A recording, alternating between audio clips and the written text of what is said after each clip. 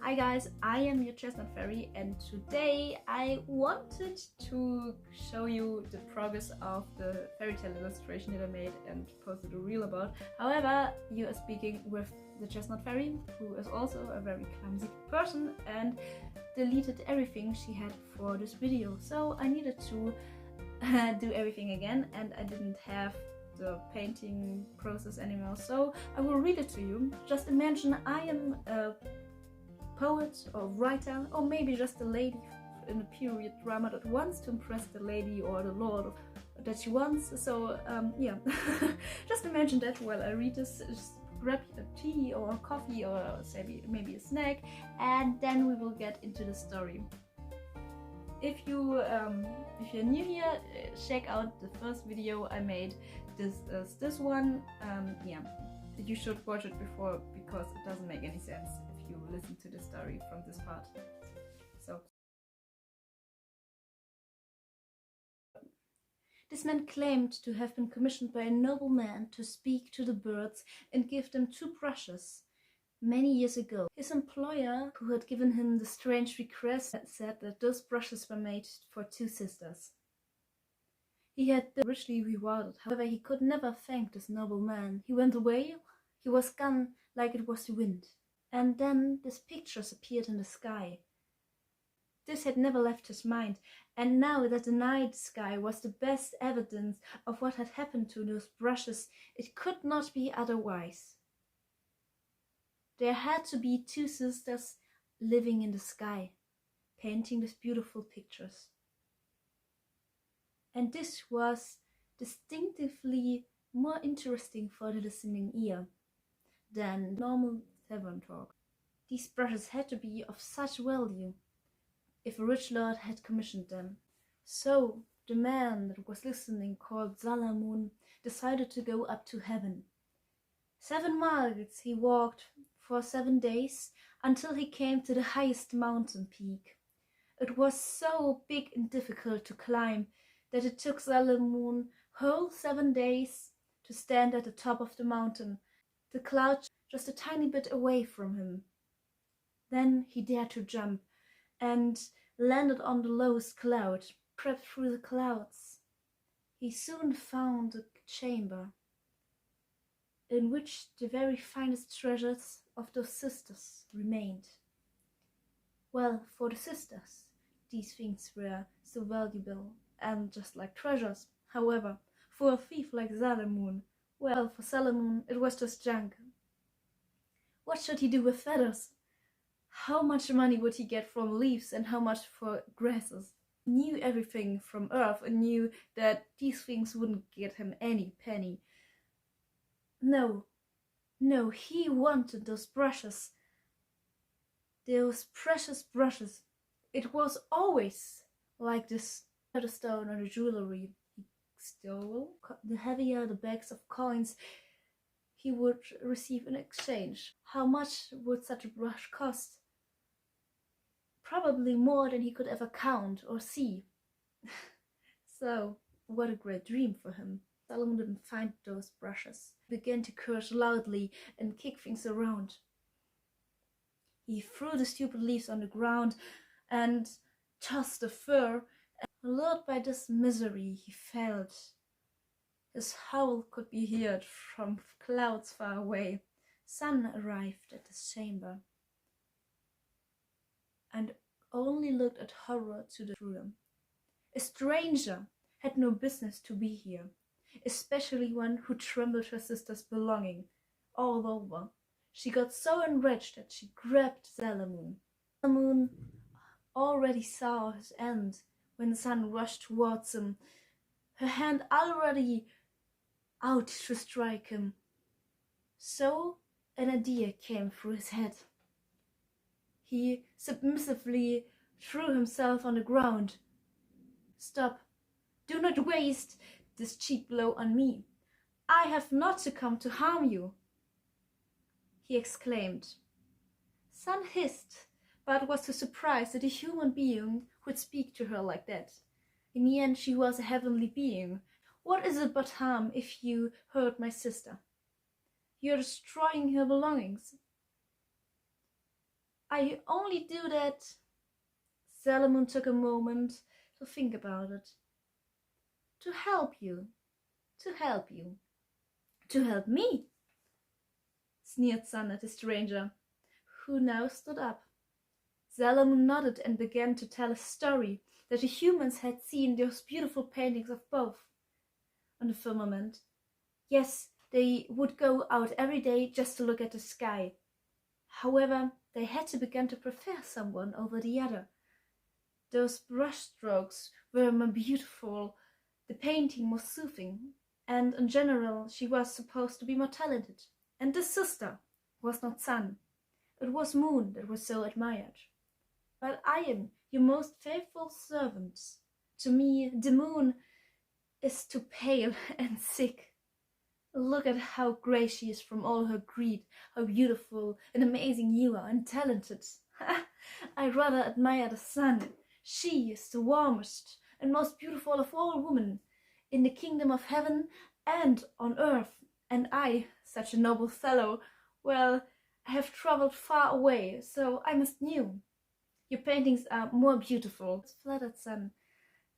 Had no one ever said something so fine and lovely to her before? In addition, the feeling of envy spread through her. Down there on earth, people just thought about Moon, but not her. Only Solomon was her admirer. Why did Moon get to have the great brush? It must be the brush, not the talent. They were both sisters made from the same material. She told the thief about his feelings, and he grinned inwardly. Sun had already fallen into his trap, so he agreed, the trusting Sun. Of course, no one would ever love her as much as he did. Yes, this was the reason why he climbed to the sky, just to convince himself how beautiful she was and how talented. He also wanted to see her ugly sister, to tell all the humans about it. But now, unable to ever could be her suffering, he had thought of a better plan. I will steal Moon's brush for you. You can then give me yours. So when I'm going back to Earth, I will keep it as a memento of you. You can use the other brush to amaze the world of your talent. Sun did not hesitate. For it was not fair that Moon should get so much credit and attention. She was it that broke the oath to share everything equally. Therefore, after all, such a betrayal could only be a punishment, but never seen as cruel or wrong. So she promised to leave the brush to Solomon in return if he would steal the silver brush of her sister, that she always carried close to her. The cunning thief laughed to himself when he left the chamber to find Moon.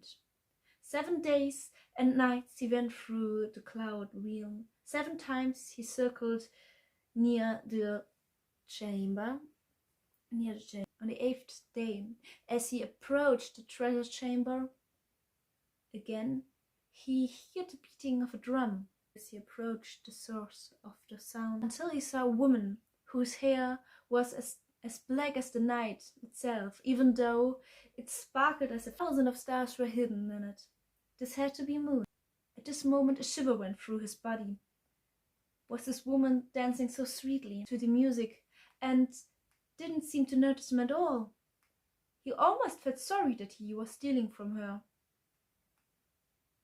But still he approached the dancing Moon.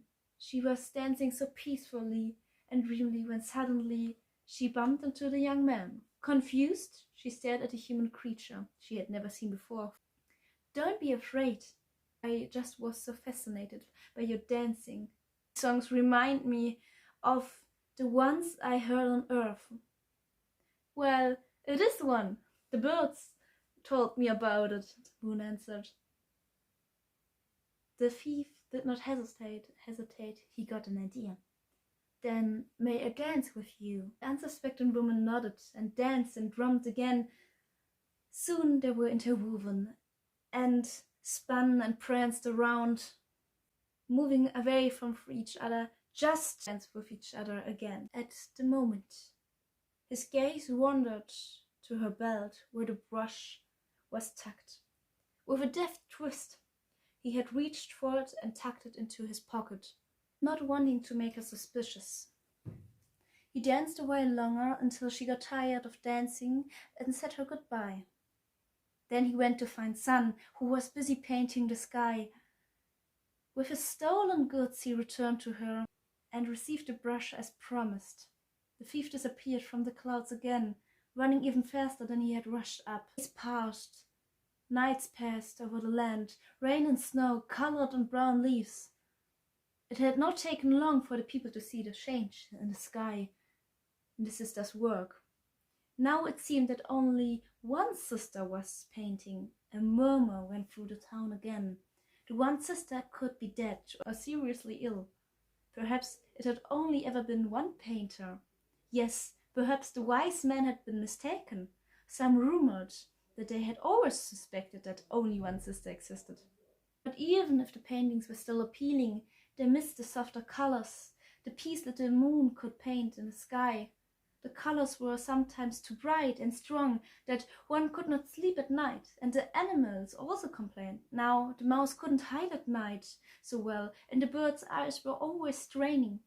So it was not long before the strangeness was brought to the attention of the old wind.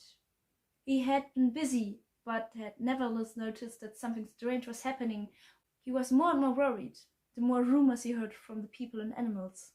So, despite his old age, he decided to climb up and visit the sisters for a last time. Unlike the thief, he managed to reach the sea of clouds quite quickly, but he was no longer full of strength as in his younger days. His power had also dwindled with the years, so he staggered across the sea of clouds and soon found a tomb. But what he found there startled the man, who had already seen so much, well, almost everything. The treasures were scattered around, but the worst that lurked on the clouds was at the back of the cave. There rested the completely exhausted moon, who had fallen into a deep slumber. Carefully he tried to wake Moon, but she did not move. He sat down to the girl, who lay completely cold and rigid.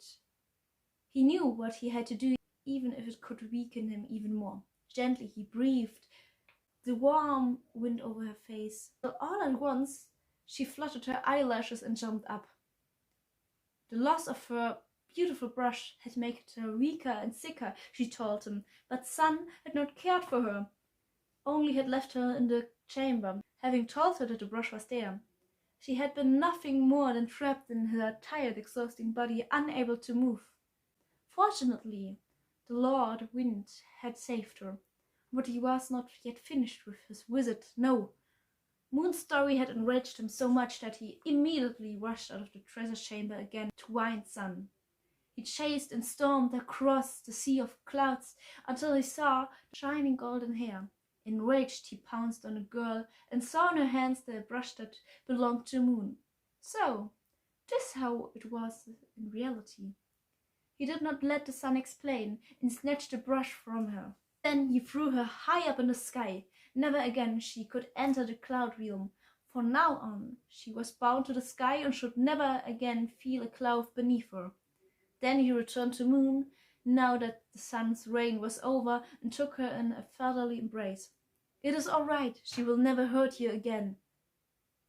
Moon began to sob when she saw the brush that was now handed back to her.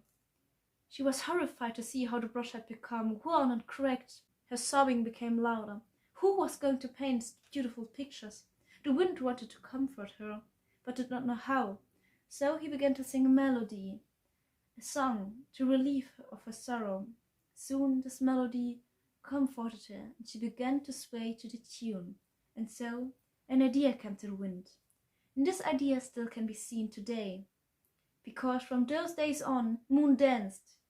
Maybe she had no colors anymore, but she would still be able to amaze everyone with the rays and colors she carried inside of her, and that radiance, this glow that she could bring out when dancing. If you look up at the sky at night, you see Moon twisting and bending on a stage of clouds. The Sun is still caught in the sky, and whenever her sister turns for the last time in the night, she turns red with anger and yellow with envy, and Up there she will stew for all eternity, when we human have long passed away. What has become of the thief? Well, the brush itself had already punished him, for no sooner he had got the first blade of grass under his feet, he had burst into flames with Salamoon. The colors of the sky, the colors of the moon, were not those of Earth and will never be. And that's all. This is the end of the story. How the moon had colors and kinda lost it, but still tries to impress us with her dancing. I hope you liked this interpretation of why we have a moon circle. I know it's just fantasy, but I sometimes like to explain the world with a bit more creativity. So I hope you like this version. It was hard for me to translate it into English. As you see, I am not the best English speaker or writer. I always got just B's and C's in English. But I still wanted to do it because it is way more fun. And a lot of people on my channel that watch my channel are from Russia or from India. I don't know why, but hi, I see you. I know where you are from. And yeah, so I think it is way easier if I make this content on English instead of German, because I write these fairy tales in German and then translate them as good as I can. I did not have this much time this week, so it is an easier video, and I will still show the result of my painting, even though it is gone, the process. I don't know why, but here it is. Here, oh shit, here is my painting. I hope you like it, and leave me a comment what you want to see on this channel, and if you like this painting or the story, what would have you expected and what would you do with a brush like this? What would you paint on the sky? I am very interested to hear from you, and I wish you all the best. Stay magical, stay happy, and stay healthy. And I think this is all. I'm the Chestnut Fairy, and I will see you next time.